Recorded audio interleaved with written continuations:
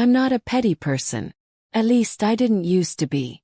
But there's something about getting stabbed in the back by someone who once called you family that makes your moral compass spin a little off course. Let me start from the beginning. My name's Jasmine Carter, and until last year, I was the senior HR manager at a mid-sized finance firm in downtown Chicago. I'd been there for 8 years. 8 long, demanding loyalty-testing years. I'd helped grow that company from 40 employees to over 200. I built the HR system from scratch. I was the one people came to when there were harassment issues, maternity policy problems, or burnout. And for the longest time I actually loved it. My boss, Robert Langston, was your typical old-school executive. Gray hair, custom suits, called everyone kid, even if they were 45. He wasn't warm, but he was consistent. He said he appreciated loyalty. He was lying. Started with a staff meeting on a random Thursday. Robert strolled in with this guy who looked like he just stepped off a yacht in the Hamptons. 20-something, cocky smirk, designer shoes that didn't even match the dress code. Everyone, this is Brandon. He's going to be shadowing us for a while. He's my sister's son, brilliant kid. Ivy League. Great. Another nepotism hire. I smiled because that's what I was paid to do. Brandon joined the HR department as an executive trainee. That basically meant he did nothing useful. He came in late, left early, asked dumb questions in meetings, and spent most of his time flirting with the interns. I documented it. Every missed deadline. Every inappropriate comment. Every time he forgot to complete onboarding modules. I brought it to Robert. His response. Give him a little grace, Jasmine. He's young. He'll catch up. That was the first red flag. The second came during our annual performance review meeting. Usually, I'd have a one-on-one with Robert to discuss department goals, raises, projections, and potential promotions. This time he brought Brandon into the room. I want Brandon to get some real exposure to how decisions are made. Except Brandon didn't sit quietly and observe. Talk over me. Corrected me on things he didn't even understand. Questioned my hiring strategies and implied I wasn't keeping up with newer trends. I bit my tongue so hard I tasted blood. After that meeting, Robert started excluding me from upper management discussions. Suddenly Brandon was attending board meetings in my place. He even started using phrases like, "When I'm running the department." The worst part. Everyone saw it happening. And no one said a word. Then came the email. From HR at corporate. We regret to inform you that due to internal restructuring and performance concerns, your role has been terminated effective immediately. Performance concerns. Are you kidding me? I just gotten a glowing 360 review from the executive VP 2 weeks earlier. I walked into Robert's office without knocking. You're firing me. Yes.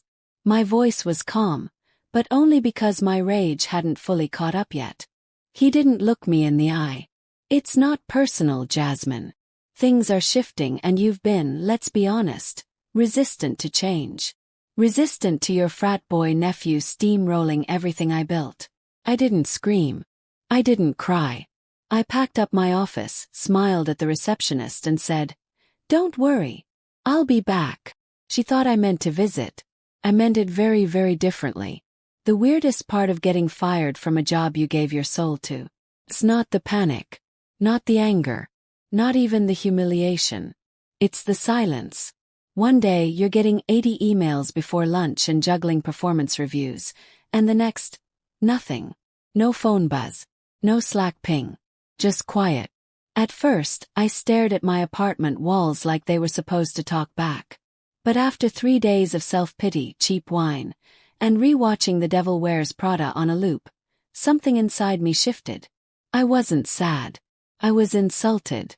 I'd spent almost a decade protecting that company from lawsuits, crises, and PR nightmares. And now I was tossed out like a broken office chair because Robert wanted to play corporate daddy to his idiot nephew. Fine. They wanted change. I'd give them an earthquake. I started small. First, I reached out to a former coworker, Monica, who had quit 6 months earlier due to mental health issues. Translation, burnout and gaslighting. She was hesitant at first. "Are you trying to sue them?" she asked. "Not yet," I replied. "Just gathering puzzle pieces." Turns out Monica had saved everything. Emails, Slack screenshots, even a recording of a meeting where Robert implied that maternity leave cripples productivity. Disgusting, but valuable. Next, I applied for a new HR certification course, not because I needed it but to stay sharp. I knew if I was going to hit back, I needed to speak their language better than ever. Then I started digging. Robert was smart. He kept most of his shady decisions verbal. But Brandon was a walking liability. I used LinkedIn burner accounts to message former interns. Asked about their experiences. One of them, Kayla, replied immediately. "OMG. Brandon. He was gross. He hit on like everyone." I filed a complaint and HR ignored it. I left early because of him. Ding ding. That complaint had gone straight to me, except I never received it. Meaning someone intercepted it. I filed a FOIA-style request through an HR industry contact who still had limited internal access. Guess what? The file was marked as addressed with my digital signature. I never signed it. They forged my authorization to bury a sexual harassment report. That's not just unethical. That's criminal. I started building a timeline. A Brandon starts work. A reports start disappearing. I get excluded from meeting. My role gets dissolved. I cross-referenced everything with email logs, timestamps, and board memos I'd archived before leaving. The pattern was undeniable. But I needed more. Something big. Something they couldn't brush off as bitterness from a disgruntled ex-employee. So I met up with Kyle. Kyle used to be in finance before he moved on to a tech startup. He always knew too much. Over drinks at a rooftop bar, I asked him straight. Was Robert ever shady with money? Kyle looked around, then leaned in. You didn't hear it from me, but there was a project in 2021. Staff training initiative. He inflated the budget and redirected funds to a consulting firm. Check. That firm's address was a P.O. box. And guess who ran it? Who? His sister. Brandon's mom. I almost dropped my drink. Nepotism and embezzlement. Oh baby. I knew what I had to do. I started compiling a confidential report. Professionally formatted. Backed with logs, receipts, whistleblower statements, and analysis. I even cited legal codes. Then I contacted 3 people. 1. A corporate journalist who writes exposés on workplace misconduct. 2. A labor attorney who specializes in wrongful terminations. 3. The company's largest investor. All off the record. All cautious, but all interested. I told them. I'm not looking for fame. I just want the truth to surface. They respected that. I gave them a teaser, 1 page. The journalist's exact words. This could bury him. Smiled. Because that's exactly what I plan to do. Some people want revenge to feel good. I wanted mine to be undeniable. After weeks of prep, I had what I needed. A 27-page report with timelines, financial discrepancies, and misconduct claims. A first-hand testimonies from 4 former employees. A forged digital signature proving document tampering. And a neat little diagram showing how money moved from Robert's budget to his sister's fake firm. I didn't send it all at once. That would have been too easy. First, I leaked 1 piece to the journalist. A heavily redacted page showing Brandon's name next to a harassment report that mysteriously went unresolved. It hit the news like a spark in dry brush.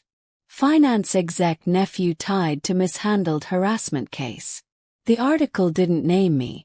But insiders knew. My phone buzzed all day. Co-workers, ex-employees, even a couple board members. The journalist followed up with more. Suspicious consulting payments, internal complaints mishandled, potential whistleblower retaliation.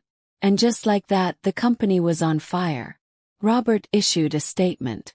The usual PR garbage. We take all allegations seriously. committed to a thorough review. But it was too late. The damage was public. Investors started pulling out. One client terminated a multi-million-dollar contract citing ethical concerns. Then I sent the full report, not to the media, but directly to the company's board and general counsel. 48 hours later, Robert was placed on administrative leave. Brandon resigned. The company released another statement. More corporate word salad. But I didn't care about their damage control. I cared about what came next. 3 weeks later I got a call. It was from a consulting firm I used to collaborate with. They had a client who needed emergency HR compliance restructuring. Guess who the client was? My old company. I laughed so hard I nearly choked. The firm offered me a 6-month contract. Triple my old rate. Full autonomy. Direct reporting to the board. My only condition: I would not work with Robert or anyone from his legacy team. They agreed. I walked into that building like a ghost. People stared like they'd seen someone rise from the grave. I didn't smile. I didn't gloat. I just did my job. And every time I walked past Brandon's old desk, now empty, dusty, forgotten, I felt nothing but peace. The final nail came later. A government audit. Turns out, misreporting funds to a fake vendor doesn't just get you fired. It gets you federally investigated. Robert's name hit the business ethics blacklist. He tried to pivot to another startup, but the news followed him. Brandon went radio silent online. Deleted all his socials. Last I heard, he was managing a small gym in Indiana.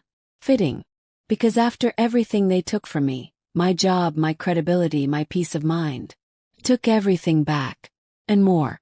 When you fight a battle quietly, people often think you've lost. But sometimes the loudest victory is the one that leaves no noise at all. Months had passed since the scandal broke. Robert Langston was nowhere to be seen in the industry. No board meetings, no gala dinners, no executive breakfasts. Just silence. Brandon deleted his social media, moved to a small town in Indiana, managing a gym nobody's heard of. And me. I walked back into that same corporate building, not as a victim, but as a consultant hired to fix the very mess they created. The halls were familiar, but the stairs were different this time. Respectful, cautious, curious. I kept my head down, did my job, and let the results speak. Policies got rewritten. HR got restructured. New transparency protocols put in place. I wasn't there to gloat. I was there to rebuild. A few weeks in, I received an unexpected email. Subject: Request for meeting. From Robert Langston. I hesitated before opening it. The message was short, almost apologetic. Jasmine, I'd like to meet. I owe you an explanation. I didn't respond. Because I didn't need his explanations. I needed peace. And I had it. Sitting in my favorite coffee shop, watching people live their busy lives, I smiled. Revenge isn't about chaos. It's about reclaiming your story, your power. It's about quiet victories that echo louder than any scream.